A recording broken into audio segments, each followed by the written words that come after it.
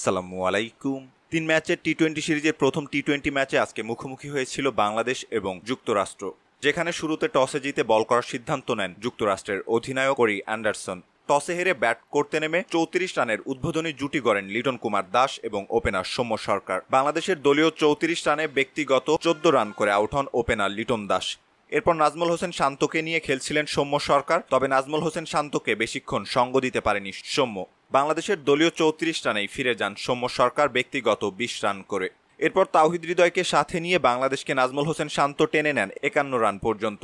ব্যক্তিগত 11 বল থেকে 3 রান করেও উইকেটে থিতু হতে পারেননি অধিনায়ক শান্ত ফেরার পর দ্রুত ফিরে যান সাকিব আল হাসানও। 12 বল থেকে ব্যক্তিগত 6 রান করে বাংলাদেশের দলীয় 68 রানে আউট হন তিনি। 68 রানে 4 উইকেট হারিয়ে ধুঁকতে থাকা বাংলাদেশকে পথ দেখান মাহমুদুল্লাহ রিয়াদ ও তাওহিদ হৃদয়। মাহমুদুল্লাহ রিয়াদ ব্যক্তিগত 31 রান করে আউট হন বাংলাদেশের 135 রানে।